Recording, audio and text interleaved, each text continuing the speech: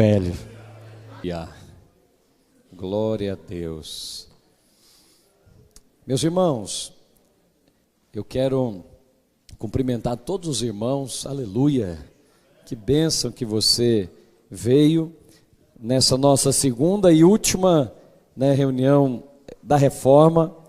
Eu sei que outros irmãos estão viajando, alguns não puderam vir, mas não é interessante que você está aqui?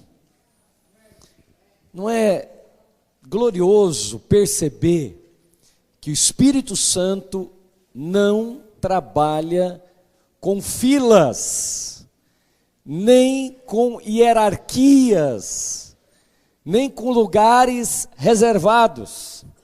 Ele trabalha com corações. Eu quero falar nessa noite, nessa segunda parte, sobre as heranças da reforma. Eu quero falar sobre os novos sacerdotes. Sabe o que aconteceu? Está melhorando. Sabe o que aconteceu de mais forte na reforma? Bem, eu não vou fazer aqui uma introdução. Se você quiser ouvir a introdução, basta você se inscrever no nosso canal no YouTube e você vai encontrar lá Heranças da Reforma, parte 1, que é da semana passada, da segunda-feira passada. E uma das coisas mais fortes que aconteceu na reforma foi a introdução dos novos sacerdotes. Quem eram os sacerdotes na ocasião de Lutero? Exclusivamente os sacerdotes católicos romanos. Então, havia uma divisão muito clara de quem poderia ler a Bíblia, de quem poderia interpretar as Escrituras e até mesmo ensiná-las. É porque você pensa hoje só em termos de agora, que cada um pode pegar uma Bíblia, ler, estudar, compartilhar com outro, fazer um vídeo, postar. Não, isso é uma herança da reforma. Na verdade, era como se eu chegasse aqui para você com um manual escrito em grego. Aleluia. Alguém aqui poderia ler esse manual escrito em grego? Eu sei, por isso que eu falei. Eu sabia que a irmã grega, a Urânia, estava aí. Então só ela poderia compreender, porque ela nasceu na Grécia, naturalmente sabe o grego. Então somente ela aqui estaria apta para ler as Escrituras. E era assim que era feita a Escritura em latim, não é? Só os sacerdotes poderiam ler e compreender. Então eu queria orar com você, porque agora eu preciso que você preste bem atenção. Deus está levantando novos sacerdotes. Eu não quero ficar na parte que vai ficar para os velhos sacerdotes. Não estou falando de idade, de experiência. Eu estou falando a quem Deus vai usar. Que o pilar principal da reforma foi uma questão de autoridade. Então, a Igreja Católica Romana afirmava, como continua afirmando, que a sua santidade, o Papa, ele está assentado à cátedra de Pedro, do apóstolo Pedro, dando continuidade à linhagem espiritual de Jesus. Essa é a afirmação. Baseada em quê, pastor? De onde que eles tiraram essa loucura? Não é baseado no nada. É baseado no fato de que Jesus disse: tu és Pedro, e sobre esta pedra edificarei a minha igreja. Se você fosse católico, você entenderia essa afirmação, de que ele então é Pedro, Petra, e é sobre esta pedra, que é Pedro, eu vou edificar a igreja, a verdadeira igreja, porque essa aqui não é verdadeira. Se você fosse católico, se você fez catequese, como eu fiz, então você aprenderia essa máxima romana. Então, a linhagem de Pedro, eu estava ensinando isso para uma pessoa da nossa igreja, a linhagem de Pedro supostamente é a linhagem do Papa que está sentado na cátedra romana. Quando ele se assenta na cátedra para julgar, naquele lugar ele tem um dom especial, ele é infalível. Tudo o que ele fala é Deus falando. Tudo o que ele escreve tem poder igual das Escrituras. Se você fosse um romano, católico romano, era assim que você acreditaria. Talvez você nem saiba dessas coisas, mas é bom saber, porque a igreja romana é igreja, viu?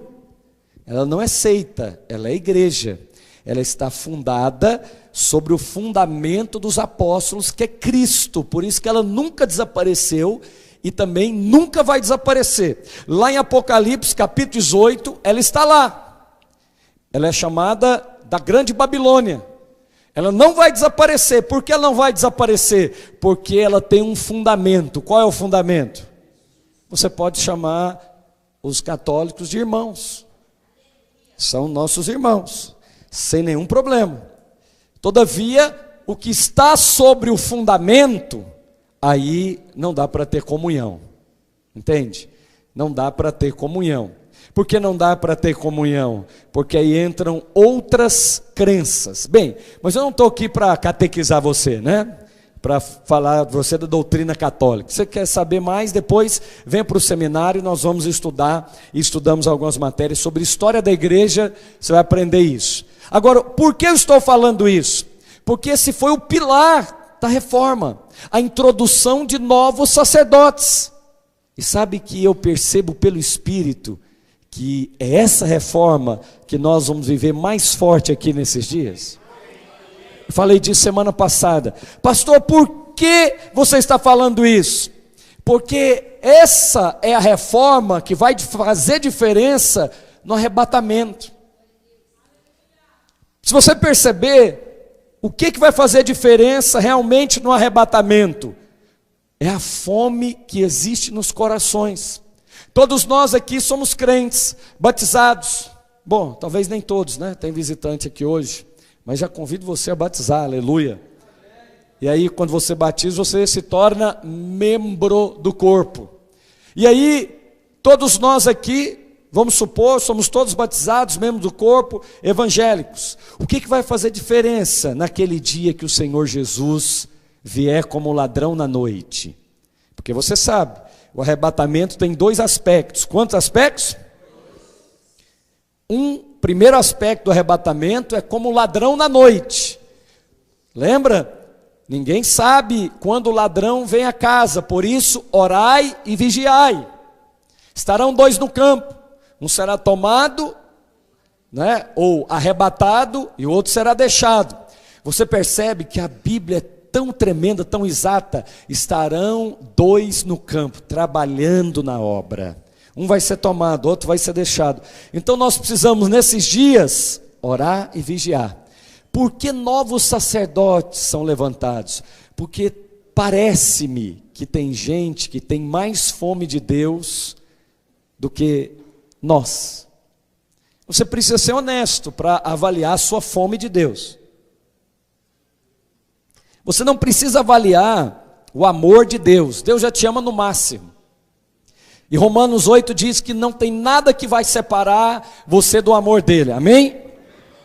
Então, não perca tempo analisando o amor de Deus por você, já é no máximo. Você precisa ter experiência com esse amor. Agora você precisa avaliar a sua fome, porque a sua fome de Cristo vai determinar se você vai na primeira ou na segunda, se estiver vivo, é claro, né? Porque na segunda vai ter que primeiro passar pela grande tribulação. Aí eu não gostaria de estar aqui para experimentar essa não. Portanto eu estou querendo ir no primeiro voo, aleluia. Estou querendo ir no primeiro trem, que é o trem do arrebatamento. Quantos querem comigo?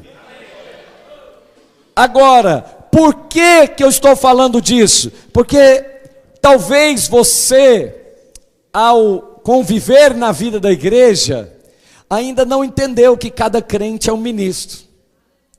E na sua mente, você pensa a respeito, por exemplo, dos pastores, nós, que há alguma coisa mais especial ou especial nos tais sacerdotes profissionais, se assim podemos chamar. E por que eu estou falando que Deus vai levantar novos, e já está levantando? Porque tem gente que parece que tem mais fome de Deus do que você, porque ele vem de mais longe do que você vem, e às vezes ele vem mais vezes do que eu venho, e às vezes, honestamente, paga um preço mais alto que nós pagamos. Ao pregar a graça nesses 4 anos na videira, você não pode eliminar o preço. A graça não elimina o preço. A graça não é para eliminar o preço. A graça é para capacitar você a pagar o preço. Então fica parecendo que agora, porque eu estou na graça, deixa para lá. Não, isso não é graça. A Escritura diz que isso é libertinagem. E esse crente que faz com que a graça de Deus se torne, como diz a Escritura, o apóstolo Paulo, leviandade, não precisa discipliná-lo. Vai ter a disciplina para ele, chama arrebatamento. Ele vai ficar um pouquinho a mais para ele meditar no que deveria ter feito nos dias da oportunidade. E pode ficar tranquilo, todo mundo vai saber o dia que o ladrão vier para buscar a sua noiva. Vai saber. Eu espero não estar aqui para poder ensinar para os irmãos, mas eu preciso admitir, precisa ficar pastores aqui. Precisa, e vão ficar. E vão ficar. Por quê? Porque precisarão ensinar o povo. Agora, por que vão ficar? Porque se acostumaram, fala comigo, se acostumaram. Se acostumaram com a religião, se acostumaram com as coisas de Deus, se acostumaram com a célula, com a reunião, com o discipulado. Antigamente, como diz a Escritura, quando eu era menino, eu pensava como menino, eu falava como menino e eu agia como menino.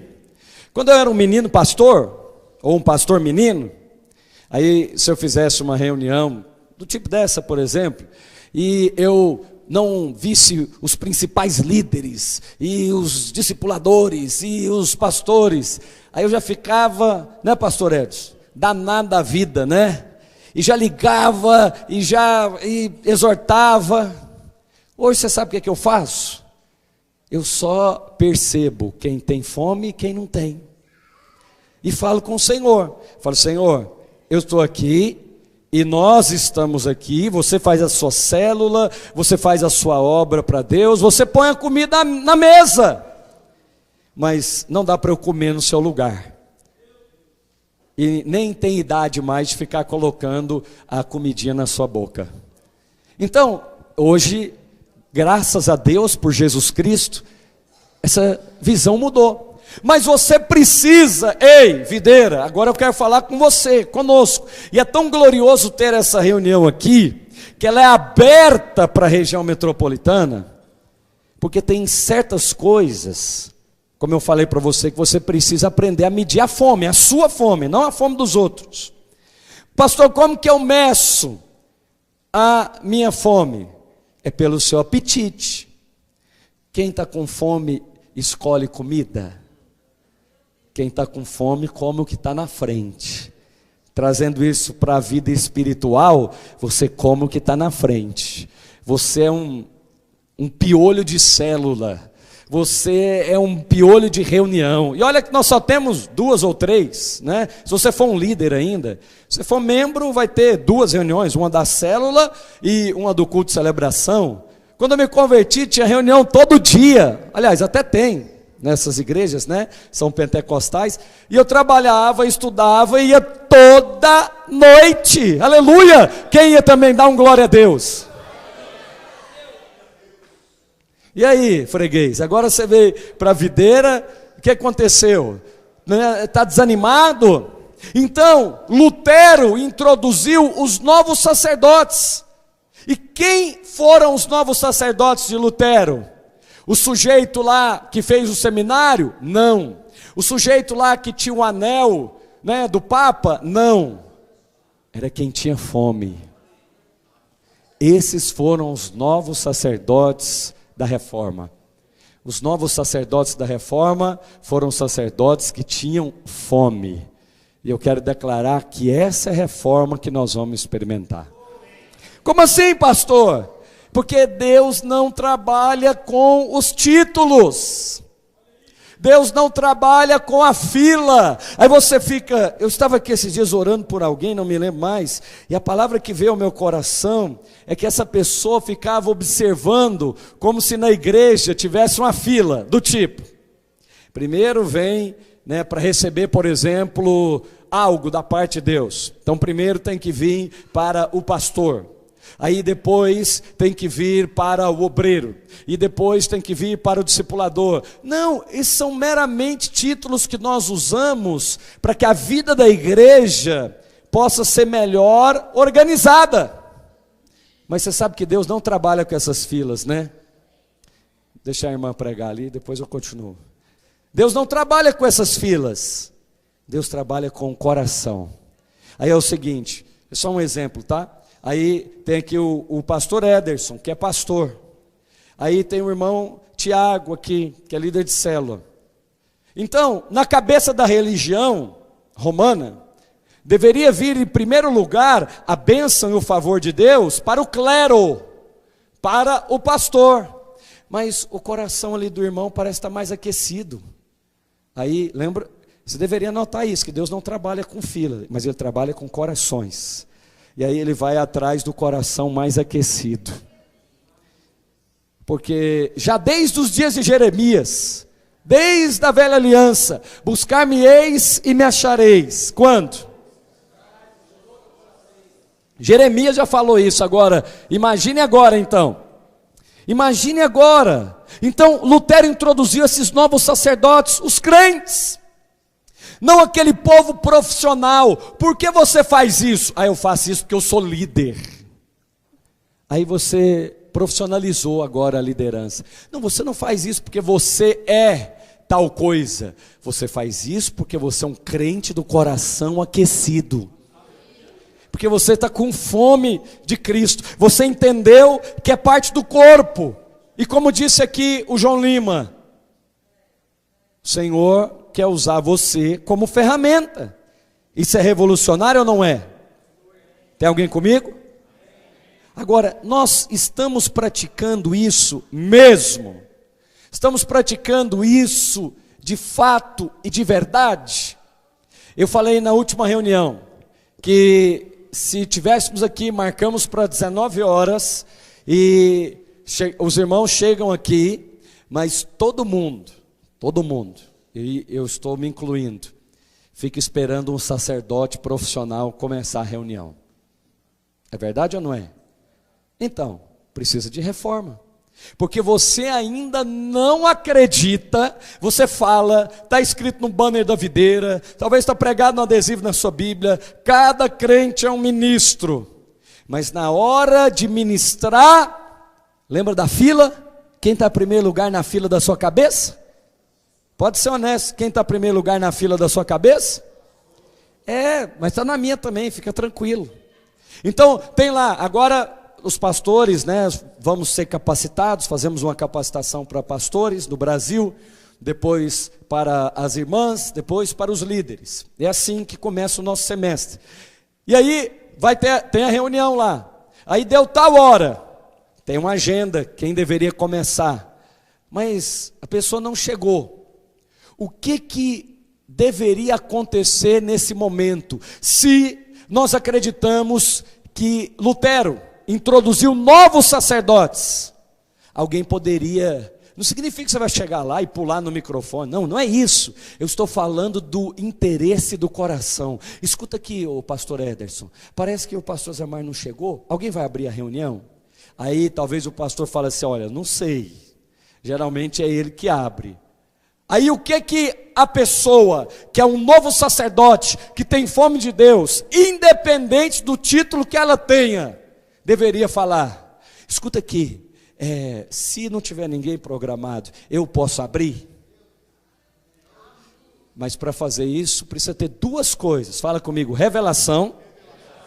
Precisa ter revelação de que você é um sacerdote tal qual ele é.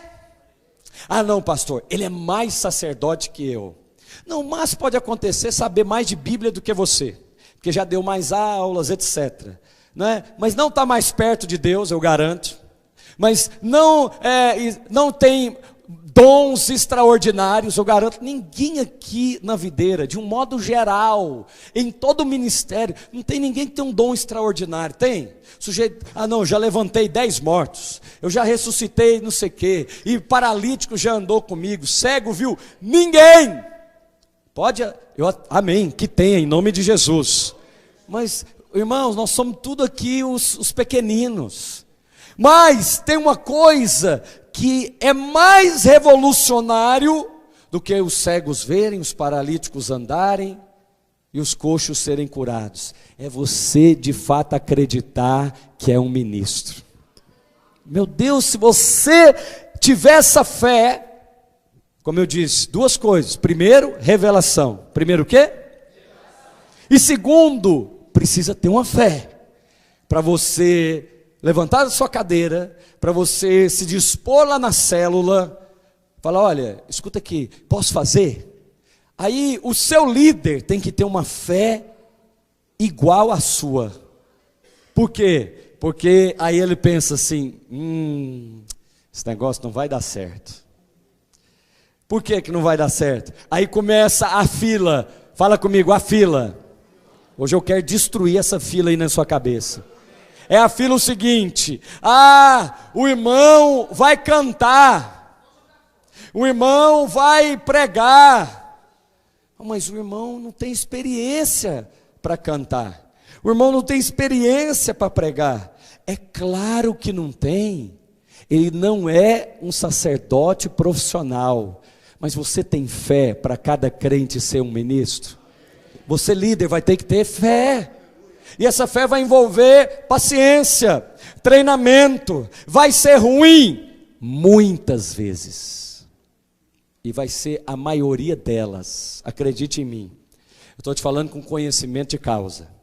Por quê? Porque no começo o que você tem é só fé, não tem experiência. Aí fica tudo desarranjado. Não é louvor igual nós ouvimos aqui, ó. Essa equipe aqui, ela canta junto, ela ensaia junto, todo domingo elas ministram. Agora, se nós resolvemos que essa equipe, por exemplo, não veio hoje, falhou, aí todo mundo vai esperar fazer alguma coisa. Cadê os sacerdotes? Cadê o primeiro da fila? Aí pensa, ele olha assim: Roberto, não está aqui? Não, não está. Lucas Rosa, está aqui? Não, não está. Aí você não se coloca na equação. Mas eu garanto, todo mundo aqui canta para Jesus. Canta ou não canta? Você não canta para Jesus, não? Porque eu canto para o Senhor, eu ponho o som no meu telefone. Mas você não se põe na equação, porque não acredita que é um ministro. Não, aí eles falam até: eu não tenho dom. Não tenho dom para cantar. Você não tem dom para cantar, mas canta. Você acabou de falar que canta para Jesus. Canta ou não canta? Mas você não tem o dom. Eu também não, mas eu canto. E se faltar o tal da primeira fila? E se faltar o tal ministro profissional? Você não se coloca na equação. Essa é a revolução que Lutero trouxe e a videira traz também, porque nós cremos que cada crente é um ministro. Vamos colocar outra coisa na equação? Plantar a igreja. Aí plantar a igreja não, pastor. Plantar a igreja tem que ter um treinamento, mais forte. Tem mesmo. O treinamento mais forte é o treinamento da fé. Esse é o treinamento mais forte que eu conheço. É o treinamento de dizer: eis-me aqui. Pastor, mas aí eu vou fazer errado. Eu tenho certeza que vai fazer errado. Pastor, não vai ser o melhor. Eu tenho certeza que não vai ser o melhor. Por isso, nós os mais experientes, que já fomos, né, pastor Edson? Já voltemos, já fomos de novo, já voltemos de novo. Estamos aqui. Pastor, o que eu faço? Sai rasgando que nós vamos atrás costurando. Não faz muita besteira não, que dá trabalho demais. Olha lá, o pastor está rindo, já está lá. Aí eu, né? Mas esse é o nosso trabalho. É ou não é, pastor Antônio Sérgio? Esse é o nosso trabalho. Porque um dia você teve essa fé no coração. E eu pergunto para você, deu certo? Pastor, não deu certo. Mas olha, vamos analisar o caso dos apóstolos. Vem comigo para as escrituras. Aqueles homens não tinham nem 1/10 das ferramentas que nós temos hoje. Não tinha nem Bíblia escrita como você tem hoje. Não tinha hinos escritos. Não tinha material escrito, livro para apoiar, para pesquisar, e música à disposição. Eu pergunto para os irmãos, deu certo? Que seminário que eles fizeram? Que cursão ou CTL que eles fizeram? Mas eles tinham a seguinte palavra. Eles tinham a palavra de que Jesus falou, ide e pregai o evangelho. Eles acreditaram naquilo, que eles poderiam ir pregar o evangelho e ensinar. Eles eram sacerdotes profissionais? Não. Quem eram os sacerdotes profissionais na época de Jesus? Os fariseus, os saduceus, não é? Os escribas. Estes eram os profissionais. E os profissionais fizeram o que com Jesus? Desprezaram. Pastor, você está desprezando os sacerdotes profissionais? Jamais. Eu acho que quem é chamado ao ministério tem que se especializar cada dia mais. O que significa? Quem é como eu, chamado para o ministério, os demais aqui pastores também, tem mais é que aprender de Bíblia cada vez mais. Aprender mais do aconselhamento, aprender todas as ferramentas possíveis na cristandade. E se tornar, como a Escritura diz, um obreiro que não tem do que se envergonhar, que maneja bem a palavra. Quantos dizem amém? Agora, isso é para todos, meus irmãos? Não. Cada crente é um ministro, mas nem todos os ministros são pastores. Posso ouvir um amém? Porque senão não sobraria ovelhas para os pastores pastorear, concorda? Agora, na nossa cabeça, nós os colocamos em uma fila, em uma hierarquia. Essa hierarquia deve existir, mas essa hierarquia não é para oprimir você, não é um sistema de opressão, não é um sistema, entenda o que eu vou falar, de castração dos seus dons, da sua liberdade. Ah, pastor, eu não posso perguntar, porque se eu perguntar eu sou rebelde. Em alguns ministérios é assim mesmo, se perguntar é rebelde. Olha o rebelde.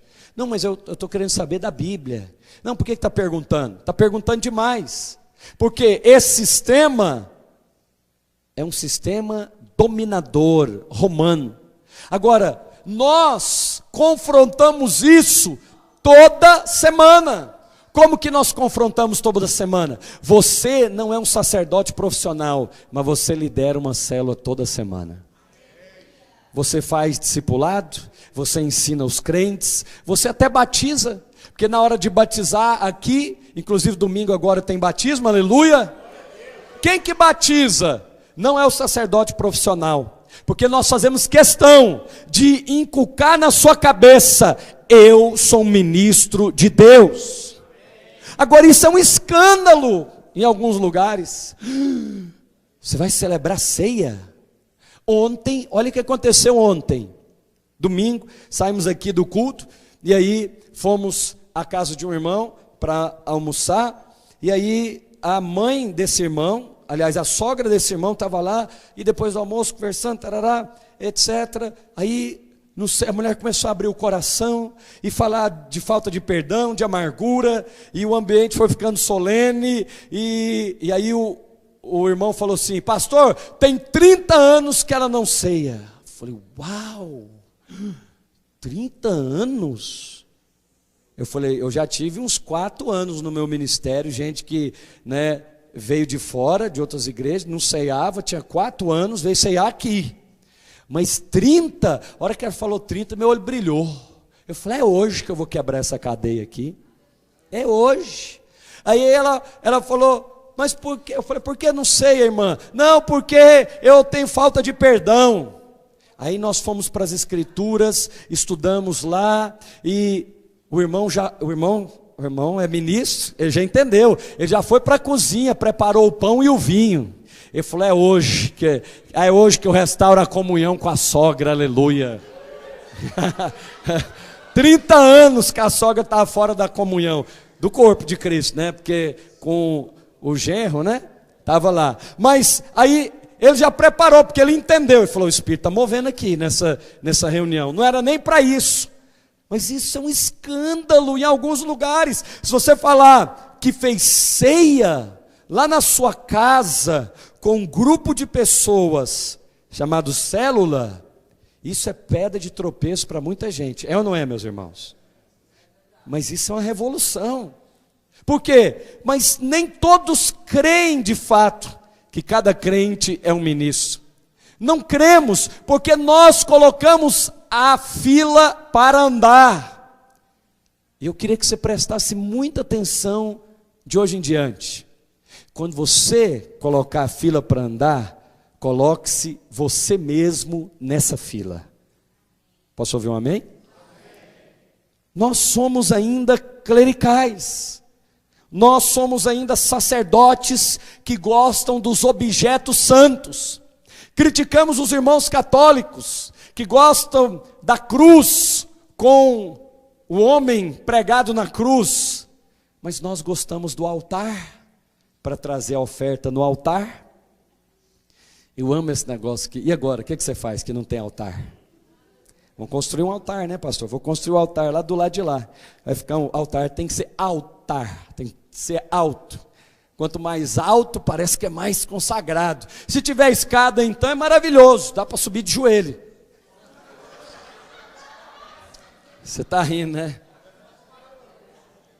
Mas eu sei como é que funciona a religião, irmão. Ela me pega, ela quer me pegar direto. Mas aí o Espírito Santo vem e confronta essa mentalidade. Essa mentalidade dos novos sacerdotes. Não, pastor, mas para ser um ministro, de fato, tem que ser maduro. Tem que ser experiente. Não dá para ficar fazendo obra de Deus. É uma crítica que nós recebemos, muito forte. Vocês estão fazendo obra de Deus de qualquer jeito.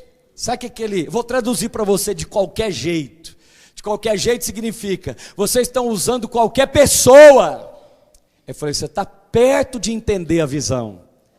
Não é qualquer pessoa, mas é qualquer filho de Deus. Eu creio que qualquer filho de Deus, cheio do Espírito Santo, pode ser usado por Deus. Você crê também? Então agora eu vou te confrontar em amor. Libera os crentes para ser usado, irmão. Mas libera de verdade. Como assim, pastor? Não retenha. Você acredita que até hoje, sacerdotes profissionais como eu e você, impedem os irmãos de liderar na videira? Eles me ligam, eles intercedem para o Supremo, eles apelam para o Supremo. Né? Ele fala, pastor Zemar, meu pastor aqui não deixa eu liderar. Eu falo, meu Deus do céu, pois tem 25 anos nós estamos pregando, cada crente é um ministro e cada ministro vai ser um líder de célula, mas o meu pastor aqui no interior, na capital, não deixa eu liderar, ele me colocou de disciplina. Tem disciplina no Novo Testamento? Sim ou não? Sim ou não? Então, ele não está errado, pode colocar disciplinas. Pode ou não? Pode colocar disciplina.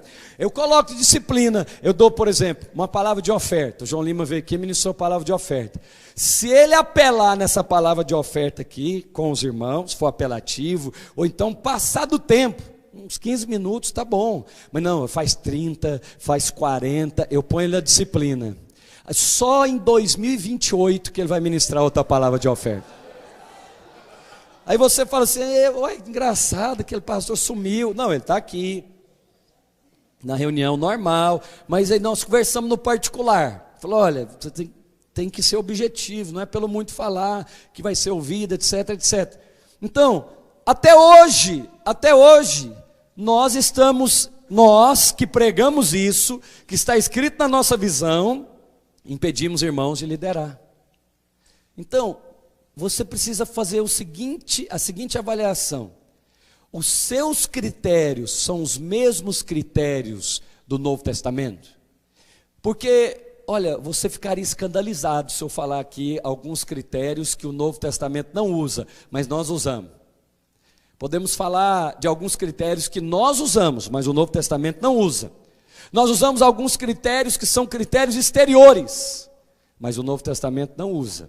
Usamos critérios das roupas, usamos critérios de bebidas, usamos critérios até de fumaça no pulmão. Não, fumaça no pulmão não pode. Não pode entrar no lugar santo. Mas no Novo Testamento não tem isso. Pastor, mas será que pode ser usado por Deus? Você acredita? Não, é uma pergunta. Você acredita que pode?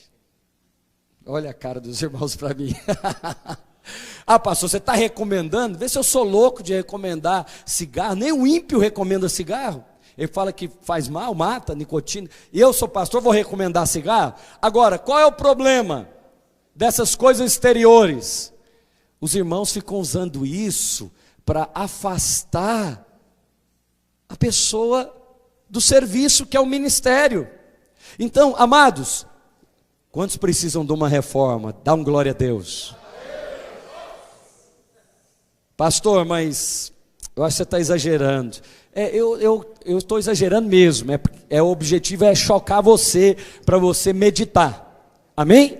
Agora, os novos sacerdotes, quem são os novos sacerdotes? Fala, os que amam a Deus. Por que eles amam a Deus? Porque eles foram amados primeiro. E agora eles têm revelação. Ora, se Deus me ama, eu fui amado primeiro, há uma reação química que acontece aqui. Eu quero fazer algo para o meu amado. Mas eu não quero fazer algo porque eu tenho um título na frente. Seja missionário, líder, discipulador, por favor, não faça uma contra-reforma. O que é a contra-reforma? Exigir que os irmãos te chamem pelo título. Isso é ridículo. Como é que é o seu nome? Ah, o meu nome é doutor fulano de tal. Não, não é doutor, o seu nome é o seu nome, não é o título que vem na frente dele. Então, não exija que isso seja prática entre nós, porque isso é um desserviço para a visão de que cada crente é um ministro. Posso ouvir um amém? Então nós somos mais clericais do que nós conseguimos imaginar. Eu estava falando da plantação de igreja. Por exemplo, eu estava conversando aqui com irmãos no domingo também, e uma irmã estava dizendo: pastor, eu tenho parentes na cidade tal, é aqui perto, 100 quilômetros. Aí os parentes dela lá já foram no encontro, eu acho que já batizaram também aqui na videira, não sei se foi batizado, mas já foi no encontro alguns, né? E já vieram aqui. Eu falei, meu Deus, o que está esperando para ter uma célula lá? Uai, eu estou esperando algum pastor. Aí eu falei, não perca a paciência de falar e de ensinar e de repetir, porque esse é o nosso trabalho. Quantos dizem amém? Amém. Nós precisamos compreender que cada crente, se for um ministro, vai ser uma revolução. Então, por exemplo, aqui tem irmãos, entre aspas, comuns, né? Normais, que eles já estão fazendo um trabalho pastoral, sem ter o título na frente, ou talvez nunca terão. Mas quando chegarem diante do Senhor, qual será que vai ser o tratamento do Senhor? Será que vai ser um tratamento igual ou diferenciado só porque tinha um título na frente? Não, o Senhor não vai tratar com base nos títulos, mas no coração. E aí eu estou vendo aqui o irmão Leonardo, que toda semana vai lá, né, junto com um seminarista. Quando vai um seminarista, lá para Igarapé, plantar a igreja. É ou não é, irmão Leonardo? Toda semana. Então, será que você não pode fazer o mesmo? Vai se divertir, irmão, fazendo a obra de Deus. Vai passear lá no interior, nós pagamos para você passear lá no interior. Aliás, você, o real missionário, é que paga. Nós temos que usar o real missionário para fazer missões. Então lá, o Leonardo, toda semana, vai lá na casa da sogra dele. Agora não é mais na sua sogra, né? A célula? Ou é? Mas tem uma outra família aqui também, né? E aí, nós pagamos lá para o Leonardo ir. Ele vai, ele visita a sogra, aleluia, e planta a igreja.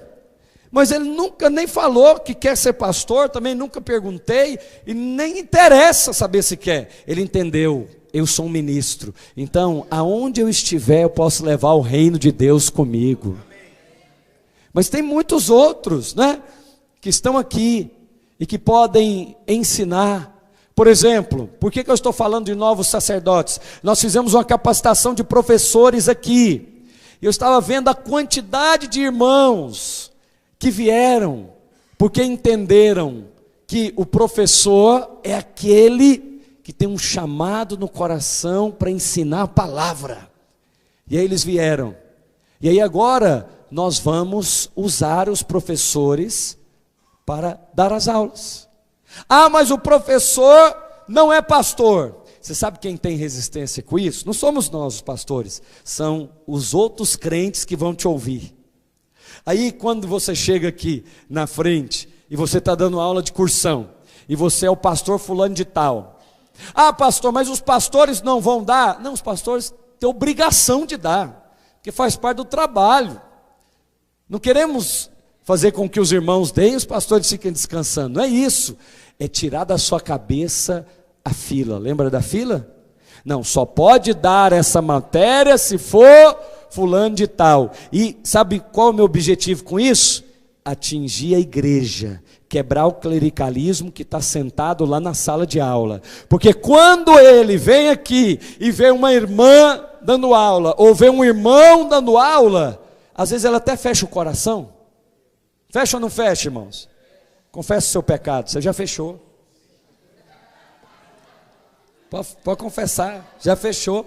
Você já foi aluno um dia, aí você viu lá o fulano, né? Nós nem fizemos isso ainda até hoje. Até hoje, nunca colocamos um irmão para dar aula que não fosse aí um discipulador, um obreiro, etc. Mas eu vou colocar um líder. Sabe por quê? Porque quando o líder chegar lá para dar a aula e tiver o encargo de um sacerdote que ama a palavra, a hora que ele começar a falar, a unção vai cair na sala de aula. Aí eu quero ver alguém falar alguma coisa. Você sabe, né, irmão? É Deus que cala a boca do outro. Não é você, é Deus. Porque quando você vai lá no trabalho, aí chega lá o vendedorzinho novinho, né, Cristiano? Chega lá e entra, que esse cara não sabe nada. Aí ele vende o que ninguém vendeu no mês. Isso é um cala-boca glorioso, não é? É Deus quem te justifica, sim ou não? Aí chega o professor lá, chega a irmã, vieram várias irmãs também, aí chega a irmã lá, toda acanhada na sala. A irmã é o quê? A irmã é pastora? Não. A irmã é discipuladora? Não. A irmã é obreira? Não. O que a irmã é então? Eu sou líder. Ah, mas não acredito, o nível da videira está baixando demais. Está baixando, eu sabia, essa igreja não é séria. Olha aí, coloca qualquer um. Pastor, vai virar regra agora? Não, é porque nós gostamos das regras. É só uma questão de quebrar o clericalismo. Fazer uma pequena reforma, quantos estão me entendendo? Porque Lutero introduziu os novos sacerdotes, e isso foi revolucionário.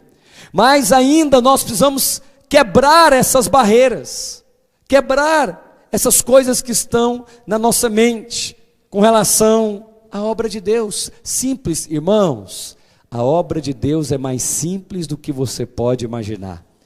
Quanto mais simples ela for, feita por gente ainda mais simples, cheia do Espírito Santo, mais a glória de Deus vai se manifestar. Mais a glória. Pastor, estamos abrindo mão dos valores? De jeito nenhum. Estamos abrindo mão de práticas? Também não. Nós estamos ampliando o alcance da nova aliança. Nós estamos levando esse alcance a todos os crentes.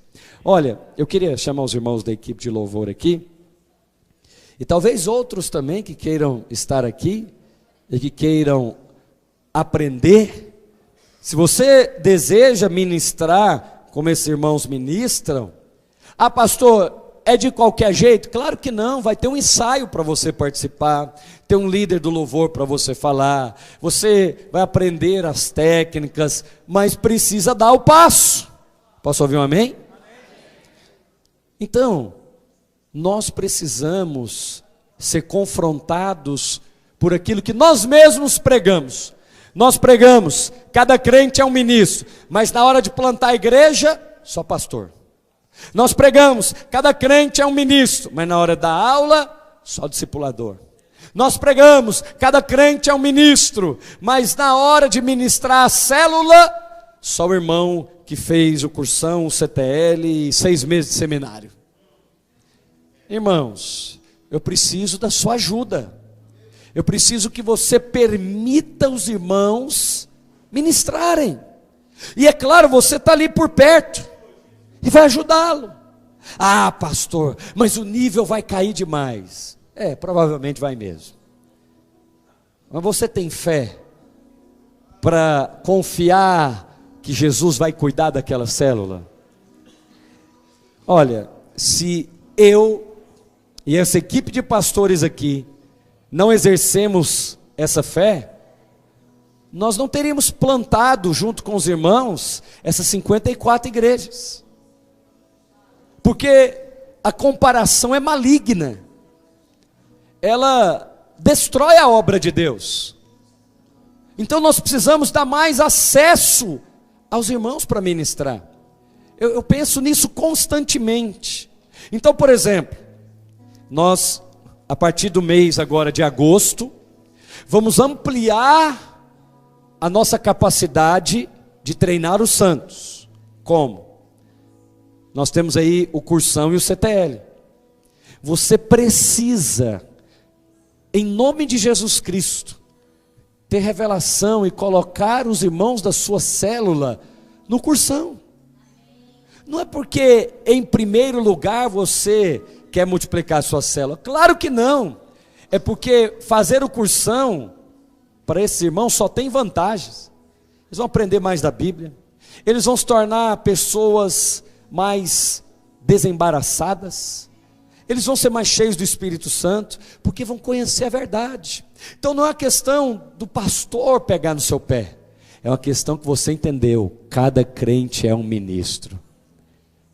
Agora, você também precisa compreender que nós temos aqui uma equipe de pastores poderosa aqui conosco. E eu também preciso dar a esses irmãos acesso para ministrar.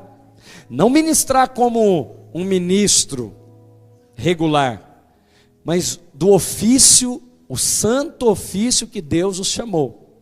Se eles são pastores de igrejas locais, ou na região metropolitana, eles pregam todo domingo.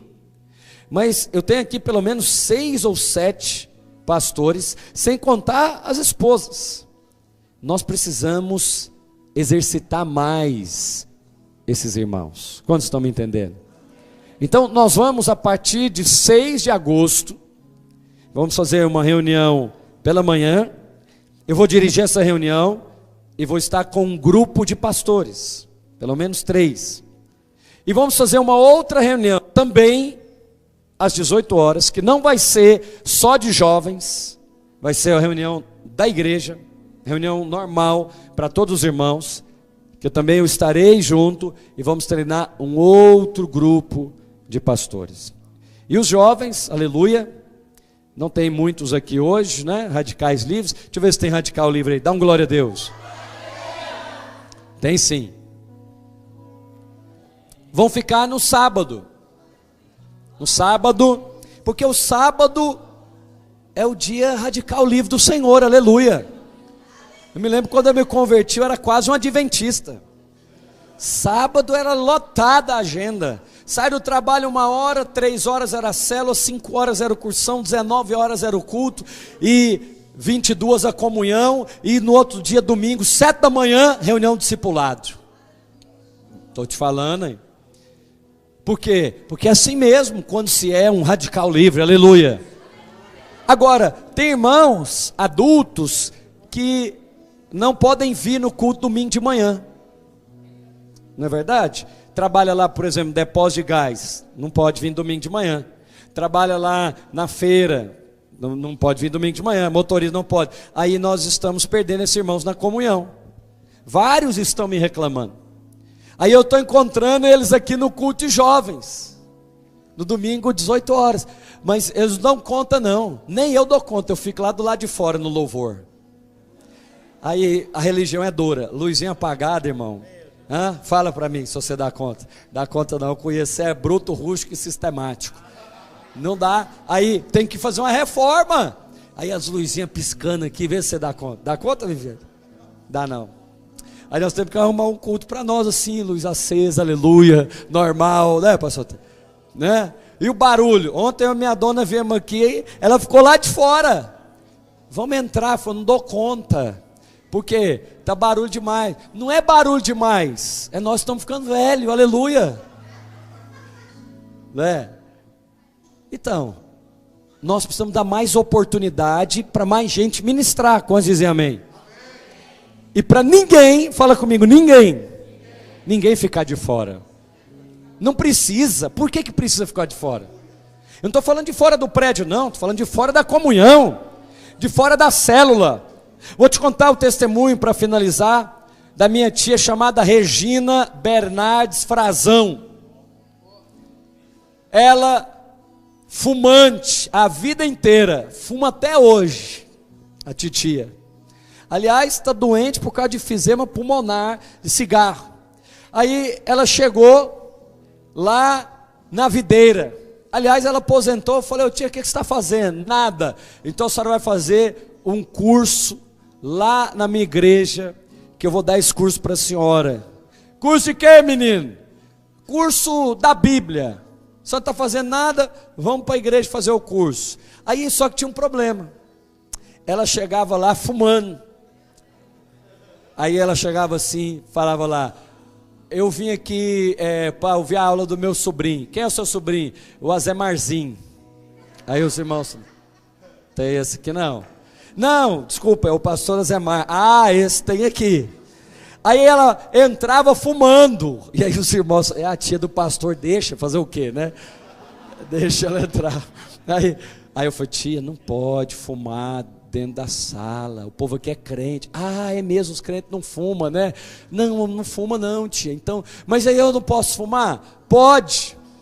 A senhora faz o seguinte, fuma lá de fora, mas fuma escondido, vai ficar mal, os crentes. Fuma lá de fora e volta aqui para a aula. Aí ela voltava daquele jeito para a aula, né? Mas o povo amava aquela tia. E você acredita, ela se converteu? Na verdade ela não fuma hoje não, eu fiz confusão aqui, ela foi liberta para a glória de Jesus.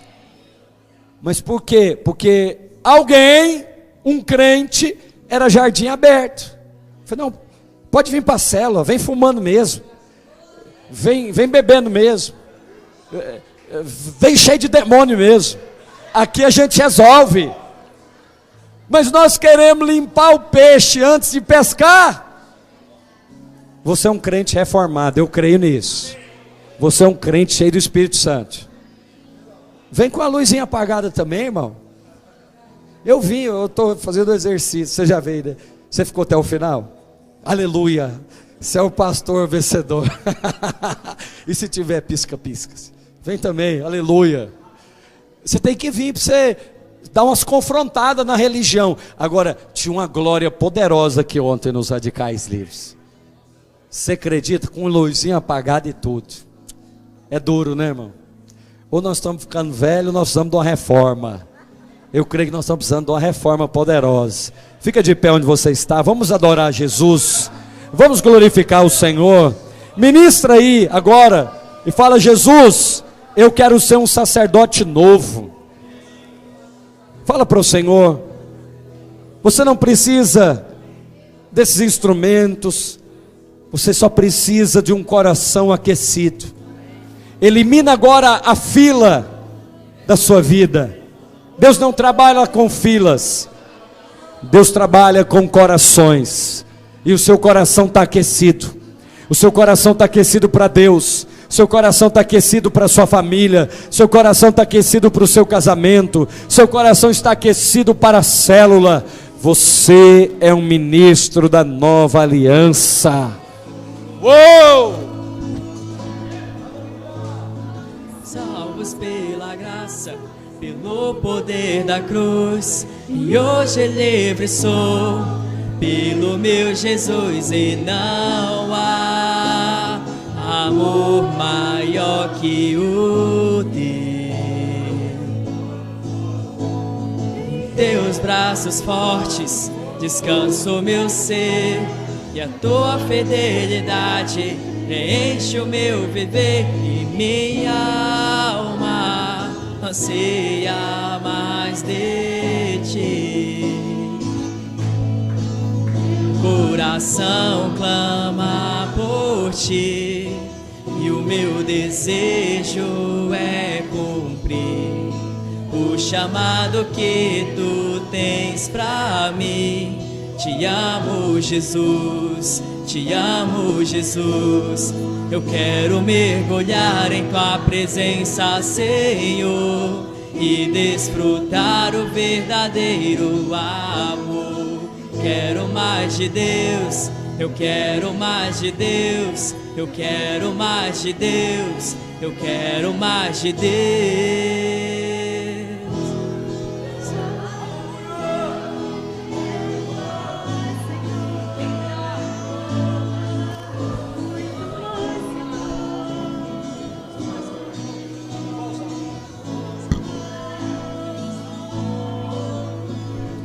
Salvos pela graça, pelo poder da cruz, e hoje livre sou, pelo meu Jesus, e não há amor maior que o teu.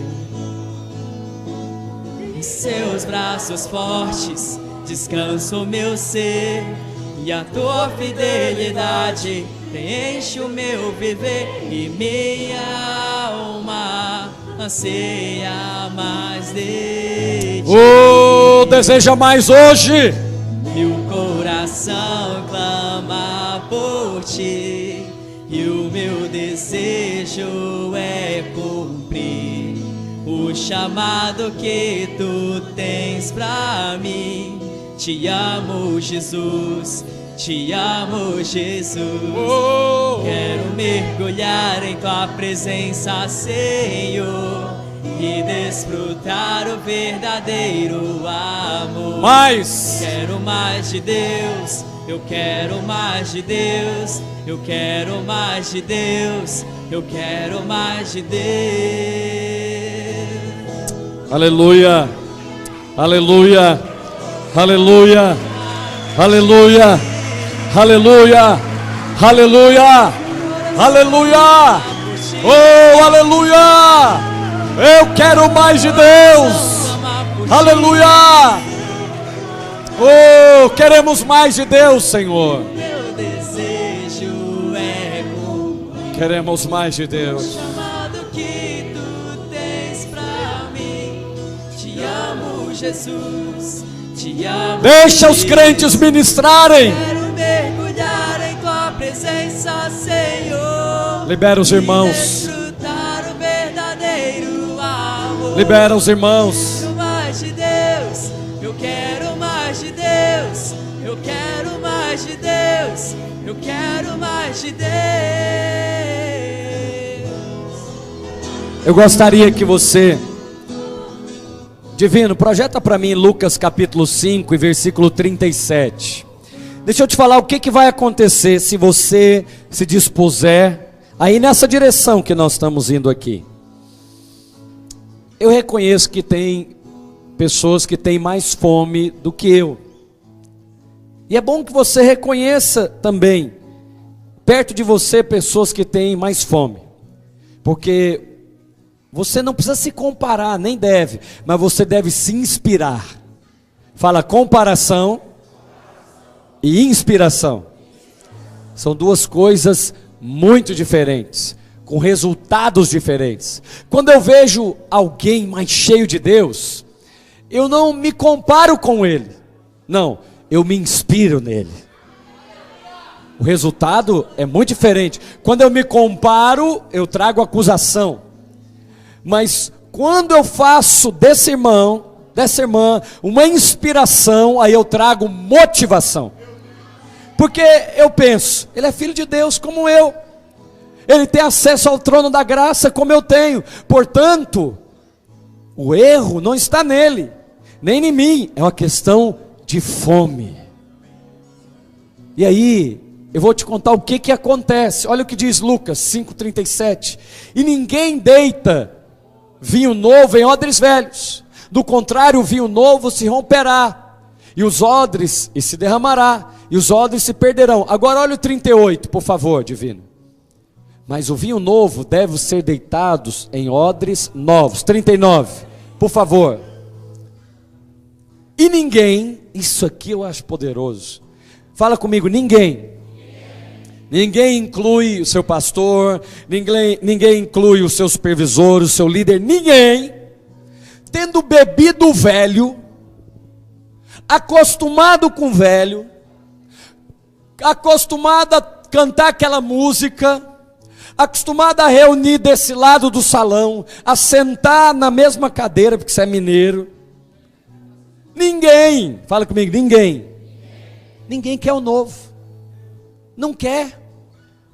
Tá bom desse jeito, pastor, não mexe não inventa moda não, deixa quieto esse líder, deixa quieto esse pastor, e que danura de mudança, parece que nessa videira não quieta, muda para cá, muda para lá, e muda pastor, troca líder, você entendeu mesmo, é de propósito, é para quebrar a fila, e te incluir na fila, para você acreditar que é possível ser um ministro, porque não sou eu que estou dizendo não, é a escritura, ninguém quer o novo, tira lá, é um aposto explicativo, olha lá, se você tirar tendo bebido o velho, vai sobrar, ninguém quer o novo, ninguém quer o salão novo, não, eu não gosto mesmo do velho, ninguém quer o líder novo, mas já estava pastor quase dando uma liga. Por que Jesus não ficou mais 6 meses então, hein? Foi tão rápido, 3 anos e 6 meses, fica mais 1 ano de prazo, Jesus, ensina a gente mais, porque ninguém quer o novo, porque eu, Azemar, você, na sua cabeça, o velho é melhor. Você gosta de usar aquele caderninho seu, de anotação, miséria. Não põe computador, não coloca programa, jardim fechado. Põe aquelas peças suas lá naquele lugar. Se a dona mexe, aí briga. Você tirou o negócio daqui. Deixa Deus usar. O outro para dar uma bagunçada aí nas suas coisas. Mas você e eu... Você acha que eu estou pregando jardim aberto ou fechado? Por quê, freguês? É porque primeiro eu prego para mim. Então, seja um jardim aberto da parte de Deus. Ah, pastor, aberto para tudo? Claro que não, para as coisas de Deus. Para as coisas do mundo, você é fechado. Mas para as coisas de Deus, você é aberto. E a Escritura diz que ninguém, fala comigo, ninguém quer o novo. Mas você não faz parte do ninguém, você é filho de Deus. Mas se você quer o novo, você precisa se arriscar a beber o novo. Gente, eu vou beber desse vinho novo aqui, eu vou beber dessa experiência nova aqui, eu vou ficar por perto, eu vou ajudar o irmão, mas eu vou liberar o irmão para ministrar. Ah, mas vai ser arriscado, pastor. Por exemplo, eu estou falando aqui dos novos professores.